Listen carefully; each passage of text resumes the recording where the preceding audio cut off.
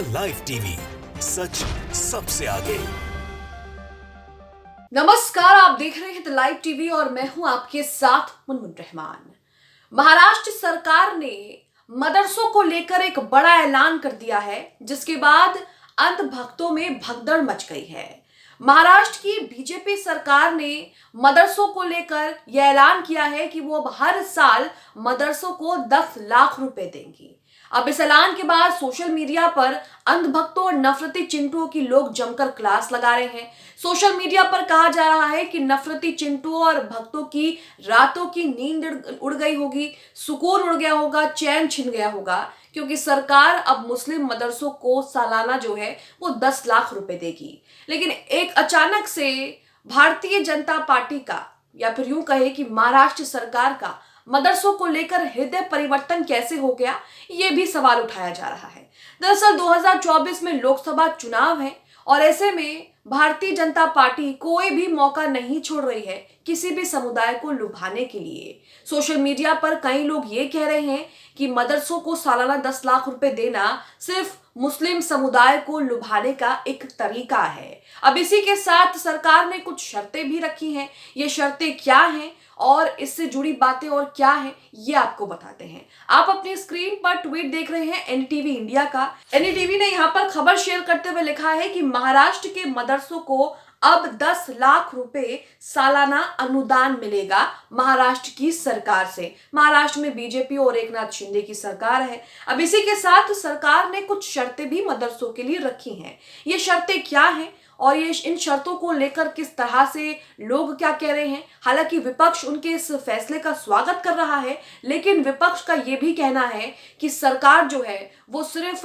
चुनाव के लिए इस तरह के वादे कर रही है, चुनाव के बाद इस तरह के वादे जो है वो गुम हो जाएंगे। अब आपको नवभारत टाइम्स का ये आर्टिकल दिखाते हैं। इस आर्टिकल से समझेंगे कि क्या शर्तें सरकार ने मदरसों के सामने रखी हैं और इस फैसले पर कौन क्या कह रहा है। तो यहां पर हेडलाइन में लिखा है कि महाराष्ट्र में मदरसों को सालाना 10 लाख रुपए देगी शिंदे सरकार, इन पैसों से करना पड़ेगा ये काम। तो इनके साथ शर्तें क्या हैं, ये बहुत जरूरी हो जाती हैं। सोशल मीडिया पर कई लोग इस खबर को लेकर ये कह रहे हैं कि सरकार अपने इस ऐलान से मदरसों के काम में दखल देना चाह रही है, मदरसों के काम में हस्तक्षेप करना चाह रही है, जो कि बिल्कुल भी मंजूर नहीं किया जा सकता है। अब आप यहाँ पर आगे का आर्टिकल देखिए। इसके हाइलाइट्स में लिखा है कि मदरसों को सालाना जो है वो 10 लाख रुपए की राशि शिंदे सरकार देगी। मदरसों को माननी पड़ेंगी सरकार की कुछ शर्तें। मदरसों को, सबसे पहली शर्त तो यहाँ पर यही सुनिए कि मदरसों को वक्फ बोर्ड में रजिस्टर होना होगा। अब यहाँ पर यह भी कहा जा रहा है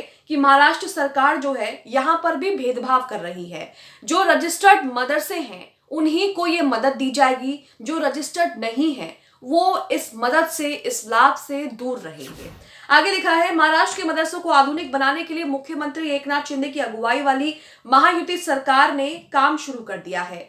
इसके लिए शिंदे सरकार हर मदरसे को सालाना 10 लाख रुपए देंगी। सरकार ने जाकिर हुसैन मदरसा आधुनिकीकरण योजना के तहत प्रति मदरसा 10 लाख रुपए आवंटित करने का फैसला किया है। ये राशि जो है वो वार्षिक रहेगी, सालाना रहेगी और एक मदरसा हर साल इसका लाभ उठा सकता है, बशर्ते कि इसे योजना के तहत इन पैसे का इस्तेमाल विभिन्न कार्यों के लिए किया जा रहा है। सरकारी अनुदान और योजनाओं के लिए पात्र होने के लिए मदरसों को वक्फ बोर्ड के साथ पंजीकृत होना आवश्यक है। यानी कि जो इस योजना का लाभ उठाना चाहते हैं, जो मदरसे इस योजना का लाभ उठाना चाहते हैं, उन्हें वक्फ बोर्ड के साथ उन्हें जो है वो वक्फ बोर्ड के साथ रजिस्टर होना पड़ेगा। उसके बाद ही सरकार उन्हें सालाना 10 लाख रुपए देगी। आगे देखिए लिखा है, इस प्रस्ताव के अनुसार इन मदरसों के छात्रों को धार्मिक अध्ययन से परे अपने शैक्षणिक स्तर का विस्तार करते हुए सरकारी स्कूलों में भी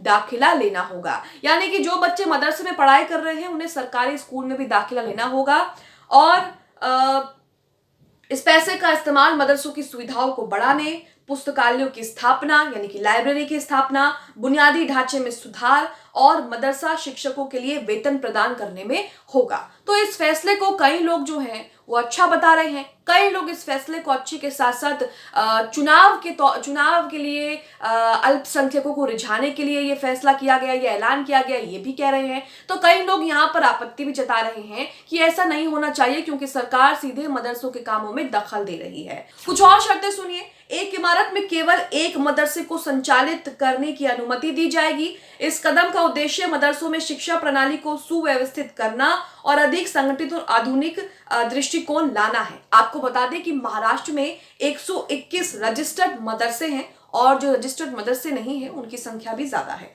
विधानसभा में शिक्षा मंत्री दीपक केसरकर ने बताया था कि महाराष्ट्र में मदरसों के साथ 621 अनधिकृत स्कूल है जिनके पास सरकारी अनुमति नहीं है। विपक्ष ने सरकार के इस कदम का स्वागत किया है, जबकि सपा विधायक रईस शेख ने कहा है कि कड़े मानदंडों और एक उच्च स्तरीय समिति द्वारा योजना के कार्यान्वयन ने मदरसों के लिए इसका लाभ उठाना मुश्किल बना दिया है। यानी कि सपा के विधायक रईस शेख ने यहाँ पर कहा है कि जिस तरह की योजनाएं और जो शर्तें बनाई गई हैं, जो टर्म्स एंड कंडीशंस बनाई गई हैं, उसके हिसाब से इस योजना का लाभ लेना जो है वो मुश्किल हो रहा है। शर्तें जो हैं वो कड़ी हैं। मदरसे रजिस्टर्ड होना चाहिए, वक्फ बोर्ड के अंदर आना चाहिए, एक इमारत में एक ही मदरसे होना चाहिए और इससे जुड़ी भी कई शर्तें होंगी। आगे लिखा है, शेख ने कहा कि सरकार को आधुनिकीकरण के बहाने मदरसों के कामकाज में हस्तक्षेप नहीं करना चाहिए। उन्होंने कहा कि इस तरह के किसी भी प्रयास का कड़ा विरोध किया जाएगा।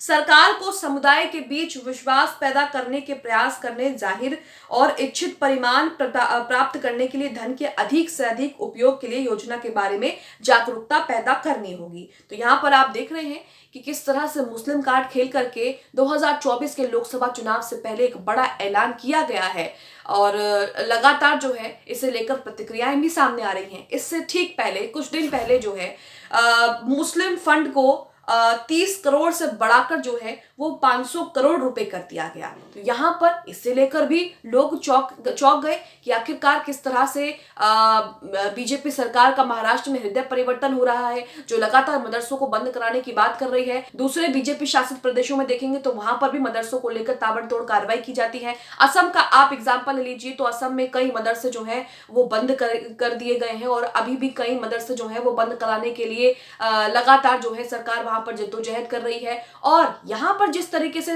इस मदरसों को लेकर फैसला किया गया है तो कहीं ना कहीं ये मुस्लिम समुदाय के लोगों को लुभा सकता है। इसी के साथ आपको बता दें कि कुछ दिन पहले शिंदे सरकार ने मुस्लिम कार्ड खेलते हुए फंड को 30 करोड़ से बढ़ाकर 500 करोड़ रुपए कर दिया। दरअसल शिंदे सरकार ने कई घोषणा की जिसमें से मौलाना आजाद अल्पसंख्यक आर्थिक विकास निगम के लिए सरकारी गारंटी बढ़ाई और फंड को भी 30 करोड़ से 500 करोड़ कर दिया। इसे सुनकर भी विपक्ष जो है वो चौंक गया। हालांकि विपक्ष ने इसका स्वागत किया, लेकिन कई लोग यहाँ पर ये भी कह रहे हैं कि ये सिर्फ चुनाव को देखते हुए किया जा रहा है, क्योंकि बीजेपी जानती है कि जो उसकी नीतियां हैं, जो उसके काम है, या फिर चुनाव से पहले जो उसके वादे होते हैं और चुनाव जीतने के बाद जब वो वादे पूरे नहीं होते, कहीं ना कहीं एक समाज में एक बड़ा वर्ग जो है वो उससे नाराज बैठा है। इसलिए बीजेपी इस पर जो है वो लीपापोती करने की कोशिश कर रही है। इसी के साथ यहाँ पर आपको बता दें कि अब्दुल सत्तार ने कहा है कि अल्पसंख्यक विभाग के बच्चों की पढ़ाई के लिए 500 करोड़ रुपए के फंड को कैबिनेट में मंजूरी मिल चुकी है। पहले ये फंड सिर्फ 30 करोड़ रुपए था, लेकिन अब इसे बढ़ा करके 500 करोड़ रुपए कर दिया है। मुख्यमंत्री एकनाथ शिंदे द्वारा मुंबई में छत्रपति संभाजीनगर मुख्यालय वाले महाराष्ट्र वक्फ बोर्ड के क्षेत्रीय कार्यालय का उद्घाटन करने के कुछ दिनों बाद ही अल्पसंख्यक विकास विभाग और वक्फ मंत्री अब्दुल सत्तार ने मंगलवार को यह जानकारी दी थी पिछले दिनों। तो यहाँ हम देख रहे हैं कि बीजेपी लगातार मुस्लिम कार्ड खेलने की कोशिश कर रही है, फिर चाहे वो मदरसों हो या फिर मुस्लिम अल्पसंख्यकों के लिए फंड बढ़ाकर 500 करोड़ रुपए कर दिया हो। अब आप इसे लेकर क्या सोचते हैं, इस खबर को लेकर क्या सोचते हैं? महाराष्ट्र में मदरसों को लेकर एकनाथ शिंदे की सरकार ने जो ऐलान किया है, इसे लेकर क्या सोचते हैं? कमेंट बॉक्स में जरूर बताएं। द लाइव टीवी, सच सबसे आगे।